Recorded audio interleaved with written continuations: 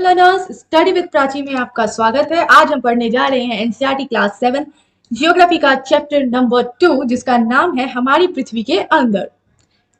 खैर, हमने पृथ्वी के ऊपर तो बहुत कुछ पढ़ा, शुरू से पढ़ा, चाहे क्लास 6 की ज्योग्राफी हो या 7 की।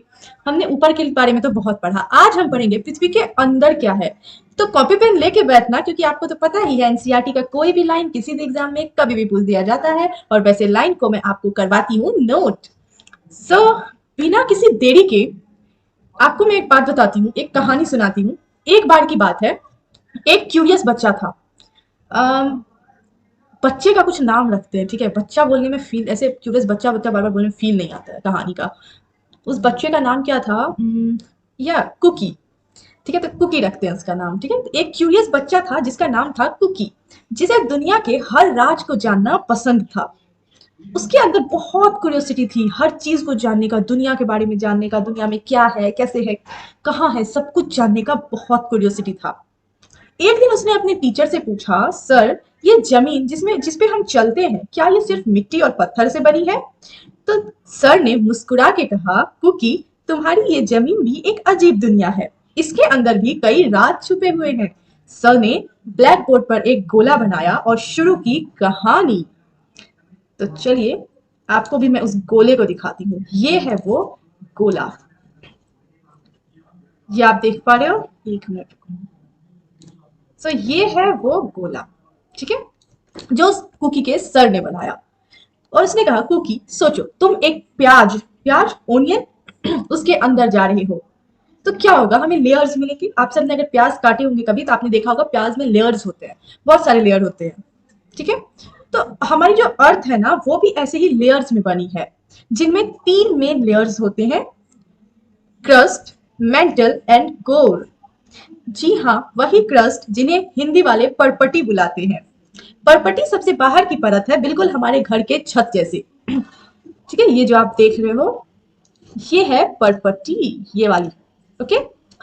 ये बहुत ही पतली होती है, और जहां हम रहते हैं, चलते हैं, वो सब इस परपटी पर ही होता है, ठीक है। महासागर की परपटी यानी ओशियनिक क्रस्ट और स्थलीय परपटी यानी कॉन्टिनेंटल क्रस्ट अलग अलग होता है, ये आप ध्यान में रखना, ठीक है।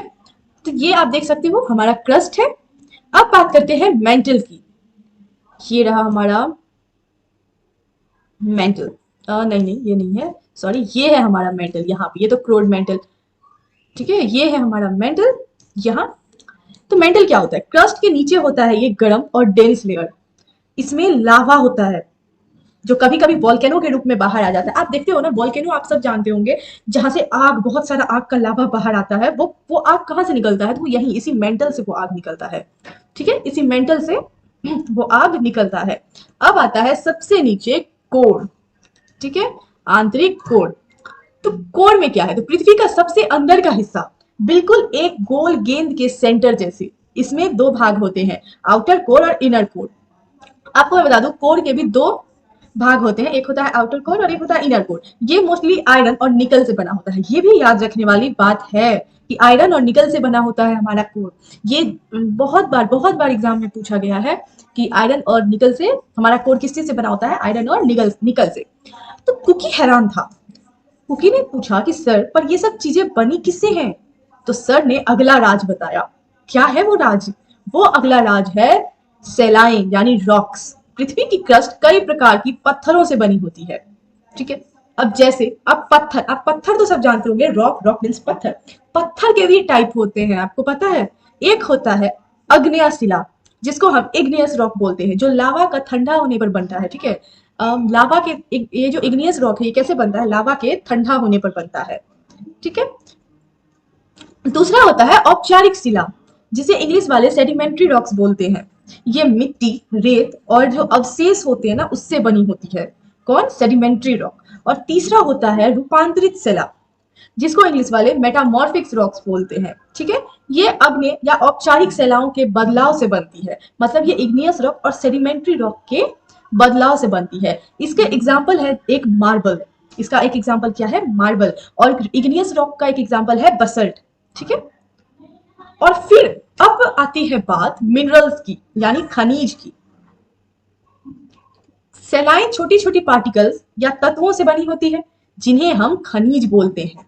ठीक है, कहते हैं जैसे सोना, खनिज कहते हैं, जैसे एग्जाम्पल के लिए सोना, गोल्ड, चांदी, सिल्वर, तांबा, लोहा, ये सब है हमारा मिनरल्स। ठीक है, ये सेलाई की रॉक्स की छोटी छोटी पार्टिकल्स या तत्वों से बनती है। तो अब कुकी ने पूछा, सर ये सब इतना ठोस क्यों है, इतना हार्ड क्यों है? तो सर ने कहा क्योंकि पृथ्वी के अंदर, पृथ्वी के इतना हार्ड, इतना ठोस क्यों है, ये टूटता क्यों नहीं है, इतना परफेक्ट कैसे है? ये हमारे कुकी का क्वेश्चन था। तो कुकी के सर ने क्या रिप्लाई किया, नहीं कुकी के सर ने नहीं, कुकी की मैम ने, ओके कुकी की मैम ने क्या रिप्लाई किया कि क्योंकि पृथ्वी के अंदर ग्रेविटेशन होता है, क्या होता है, गुरुत्वाकर्षण होता है।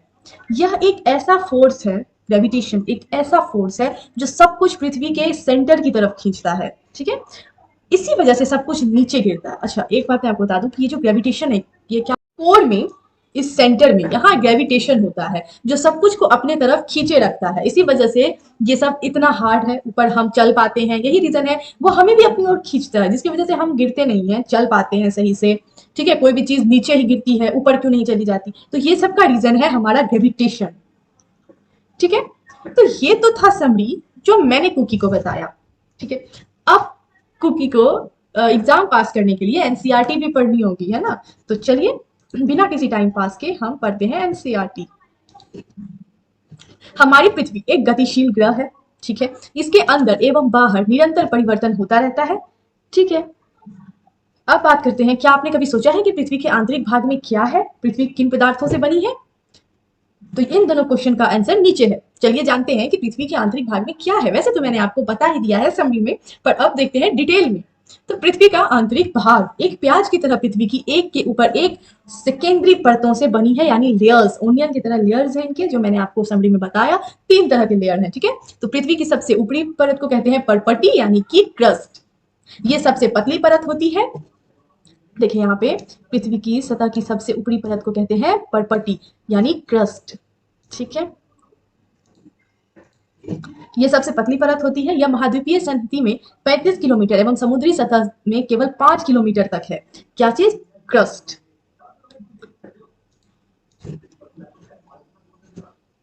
महाद्वीपीय संहति मुख्य रूप से सिलिका एवं एल्यूमिना जैसे खनिजों से बनी है। ये आपको पूछा जा सकता है, तो आपको इसका जवाब देना है। महाद्वीपीय संहति जो है मुख्य रूप से किससे बनी है, तो वो सिलिका एवं एल्यूमिना जैसे खनिजों से बनी है। ठीक है, इसलिए इसे क्या कहते हैं, सीएल कहते हैं। सीएल, सी से होता है सिलिका और एल से होता है एल्यूमिना, इसीलिए इन्हें सिलिका कहते हैं। महासागर की परपटी मुख्यतः सिलिका एवं मैग्नीशियम से बनी है। ठीक है, महाद्वीप की परपटी किस चीज से बनी है, सिलिका एवं एल्यूमिना से। लेकिन महासागर की अगर हम बात करें क्रस्ट की, तो वह किस चीज से बनी है, सिलिका एवं मैग्नीशियम से, इसीलिए इन्हें सीमे कहते हैं।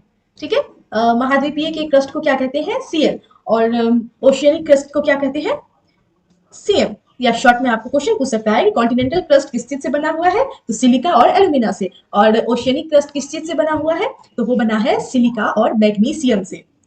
परपटी के ठीक नीचे मेंटल होता है जो 2900 किलोमीटर की गहराई तक फैला होता है। ये इसकी सबसे आंतरिक परत कोड, एक मिनट आगे बढ़ते हैं। आगे बढ़ने से पहले एक इंपॉर्टेंट चीज यहाँ रह गया, ये देखिए, ये इंपॉर्टेंट है। विश्व की सबसे गहरी खान दक्षिण अमेरिका में स्थित है। ये आपको पूछा जा सकता है कि विश्व की सबसे गहरी खान कहाँ स्थित है, तो वो दक्षिण अफ्रीका में स्थित है, जिसकी गहराई 4 किलोमीटर है। ठीक है, तेल की खोज में इंजीनियर 6 किलोमीटर गहराई तक खोज चुके हैं। ठीक है, पृथ्वी के केंद्र तक पहुंचने के लिए, जो कि बिल्कुल असंभव है, आपको नहीं पहुंचा, आप पहुंच ही नहीं सकते हो पृथ्वी के केंद्र में, क्योंकि बीच में आग का लावा है मेंटल में, जिसको पार करके केंद्र में पहुंचना बिल्कुल ही असंभव है, कोई नहीं कर सकता ये। तो आपको समुद्र की सतह पर 6000 किलोमीटर गहराई तक खोदना होगा। ये इंपॉर्टेंट नहीं है, पर ये बस आप जनरल नॉलेज के लिए जान लीजिए, पर ये इंपॉर्टेंट है कि विश्व की सबसे गहरी खान दक्षिण अफ्रीका में स्थित है, कि आप नोट में लिखिएगा। ठीक है, अब क्या है, सबसे आंतरिक परत जिसकी त्रिज्या लगभग 3500 किलोमीटर है, ये मुख्यतः निकल एवं लोहे की बनी होती है। ठीक है, ये आप देखो, ये किस चीज से बना होता है, मैंने आपको पहले ही बताया था कि आयरन और निकल से बना होता है। समरी में भी मैंने आपको ये चीज बताया है, से बनी होती है। और इसे निफे कहते हैं, क्यों, क्योंकि नी से निकल और तथा फे से फेरस। ठीक है, केंद्रीय कोड का तापमान एवं दाब काफी उच्च होता है।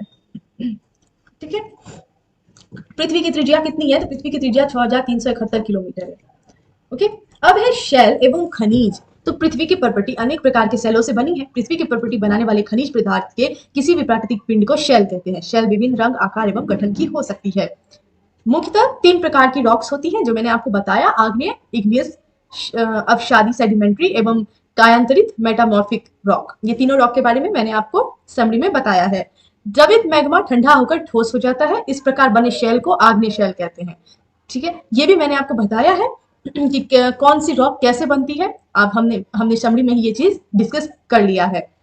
ठीक है, इन्हें प्राथमिक शेल भी कहते हैं। किसको? इसको, इग्नियस रॉक को प्राथमिक रॉक भी कहते हैं। इग्नियस रॉक के भी 2 प्रकार होते हैं, अंतर्भेदी शेल एवं बहिर्भेदी शेल। इग्नियस रॉक के भी 2 टाइप्स होते हैं, आपको ध्यान में रखना है। वास्तव में आग की तरह लाल द्रवित मैग्मा ही लावा है जो पृथ्वी के आंतरिक भाग से निकलकर सतह पर आता है। जब द्रवित लावा पृथ्वी की सतह पर आता है, यह तेजी से ठंडा होकर ठोस बन जाता है। पर्पटी इस प्रकार से बने शेल को बहिर्भेदी आग्नेय शेल कहती है। इनकी संरचना बहुत महीनों दानों वाली होती है। उदाहरण के लिए बेसाल्ट। ठीक है, बेसाल्ट आप इसका एग्जांपल ले सकते हो। मैंने आपको बताया था कि इग्नियस रॉक का एक एग्जांपल है बेसाल्ट, और मेटामॉर्फिक रॉक का मैंने आपको एग्जांपल बताया था मार्बल। ये सब चीजें आपको ध्यान में रखनी है। समरी इसीलिए इंपॉर्टेंट है, समरी में सिर्फ इंपॉर्टेंट बातें होती है। ठीक है, दक्कन पठार बेसाल्ट सेलों से ही बना है। द्रवित मैग्मा कभी कभी भूपर्पटी के अंदर गहराई में ही ठंडा हो जाती है। इस प्रकार बने ठोस शैलों को अंतर्भेदी आग्नेय शैल कहते हैं। धीरे धीरे ठंडा होने के कारण ये बड़े दानों का रूप ले लेती है। ग्रेनाइट ऐसे ही शैल का एक उदाहरण है।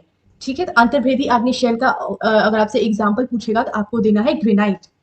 ठीक है, दानों का चूर्ण बनाने के लिए जिन अपघर्षण पत्थरों का उपयोग होता है वे ग्रेनाइट से बने होते हैं। ठीक है, मसालों होता है ना, मसाला सब जो हम पीसते हैं, आई थिंक जो लोग प्रॉपर शहर के होंगे उन्हें तो बस मिक्सी पता होगा, पर बहुत से लोग होंगे जो गांव से जुड़े हुए होंगे तो उन्होंने देखा होगा मसाला पीसने के लिए जो हम पत्थर का यूज करते हैं। शेल लुढ़क कर, चटक कर तथा एक दूसरे से टकरा कर छोटे छोटे टुकड़ों में टूट जाती है। इन छोटे कणों को अवसाद कहते हैं। ये अवसाद हवा, जल आदि के द्वारा एक स्थान से दूसरे स्थान तक पहुंचकर जमा कर दिए जाते हैं। ये अदृढ़ अवसाद दबकर एवं कठोर होकर शैल की परत बनाते हैं। इस प्रकार की शैलों को अवसादी शैल कहते हैं। उदाहरण के लिए बलुआ पत्थर रेत के दानों से बनता है। इन शैलों में पौधों, जानवरों एवं अन्य सूक्ष्म जीवाणु कभी इन शैली पर रहे हैं। जीवाश्म भी कहते हैं। आग्नेय एवं अवसादी शैल उच्च ताप एवं दाब के कारण कायांतरित शैलों में परिवर्तित हो सकती है। एग्जाम्पल के लिए चिकनी मिट्टी स्लेट एवं चूना पत्थर संगमरमर में परिवर्तित हो जाता है। अब है, शेल हमारे लिए बहुत उपयोगी है। कठोर शेलों का उपयोग सड़क, घर एवं इमारत बनाने के लिए किया जाता है।